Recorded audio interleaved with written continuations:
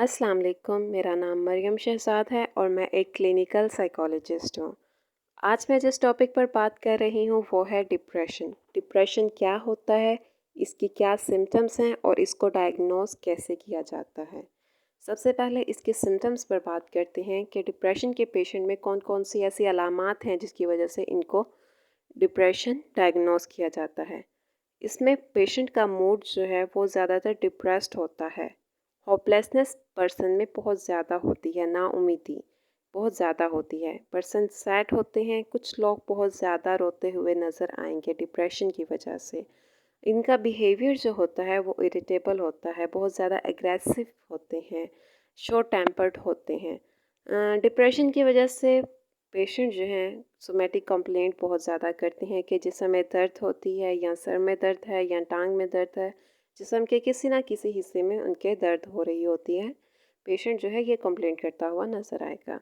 इसकी दूसरी अलामत है वो है लैक ऑफ इंटरेस्ट।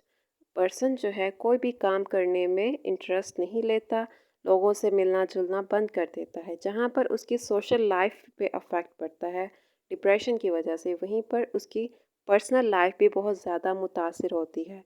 जैसे कि पेशेंट में सेक्सुअल डिज़ायर बहुत ज़्यादा कम हो जाती हैं। तीसरी अलामत है इसकी डिप्रेशन की वजह से पर्सन की एपेटाइट पुअर हो जाती है। या तो खाना पीना बिल्कुल छोड़ देता है या फिर बहुत ज़्यादा खाना शुरू कर देता है, जिससे वज़न या तो कम हो जाता है या फिर बढ़ जाता है।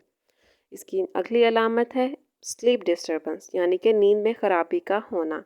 या तो सोने में मुश्किल होती है, इंसोम्निया जिसे कहते हैं, कि नींद बिल्कुल भी नहीं आती। चंद एक आध घंटा सोना है और फिर उन्हें नींद नहीं आती, या हद से ज़्यादा सोना जिसे हाइपरसोम्निया कहते हैं। इसी तरह अपना जो है इंसोम्निया की 3 टाइप्स हैं, जिसे मिडल इंसोम्निया कहते हैं, terminal insomnia and initial insomnia. Middle insomnia में क्या होता है कि पेशेंट जब रात को नींद से उठ जाता है तो दोबारा सोने में उसे बहुत मुश्किल होती है। टर्मिनल इंसोम्निया में इसमें पर्सन सोने के बाद बहुत जल्दी आंख उसकी खुल जाती है, बहुत जल्दी जाग जाता है, जैसे कि सोने के 1 घंटे के बाद ही वो उठ जाता है, उसकी आंख खुल जाती है और अब उसे नींद आना बहुत मुश्किल होता है। इनिशियल इंसोम्निया, इसमें नींद बिल्कुल भी नहीं आती, ना सारा दिन वो सोते हैं ना ही पूरी रात उन्हें नींद आती है।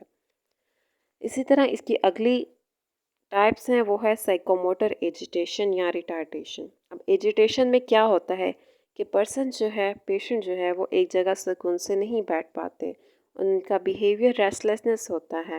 रेस्टलेसनेस बिहेवियर की वजह से वो क्या करते हैं, अपने हाथ बार बार हिलाते हैं, अपनी स्किन को पुल करते हैं, बार बार अपनी बॉडी पार्ट्स को बार बार उनका कोई ना कोई हिस्सा पार्ट जो है वो उसको पुल करते हैं। रिटार्डेशन में क्या होता है कि आवाज़ बहुत धीमी हो जाती है, पर्सन की स्पीच और बॉडी मूवमेंट जो होती है वो स्लो डाउन हो जाती है। इसकी अगली अलामत है lack of energy. Lack of energy हो जाती है, कोई भी काम करने का दिल नहीं करता, जिसमें कमज़ोरी महसूस करते हैं, वर्थलेसनेस महसूस करते हैं, ख़ुद को किसी काम के काबिल नहीं समझते और कोई भी काम हो उसके लिए ख़ुद को गिल्टी फील करते हैं। डिप्रेशन की वजह से सोचने समझने की सलाहियत बिल्कुल भी नहीं रहती, किसी भी काम को तवज्जो से नहीं कर पाते, अपनी ज़िंदगी के मामलात में फ़ैसला करने की सलाहियत नहीं रहती, डिसीजन मेकिंग पावर जो है पर्सन में ख़त्म हो जाती है। इसके साथ साथ जो मेमोरी इश्यूज़ आने लग जाते हैं, चीज़ों को भूलने लग जाते हैं। और अगर डिप्रेशन का इलाज बेहतर तरीके से किया जाए तो मेमोरी के मसाइल को कम किया जा सकता है। इसकी आखिरी अलामत है वो है डिप्रेशन की वजह से पेशेंट जो है वो सुसाइडल आइडिएशन की तरफ चले जाते हैं, ख़ुदकुशी के ख़्यालात आने शुरू हो जाते हैं। और अगर डिप्रेशन जो है बहुत ज़्यादा स्वेयर कंडीशन है तो पेशेंट जो है प्लानिंग करते हैं प्रॉपर और ख़ुद को मारने की कोशिश करते हैं।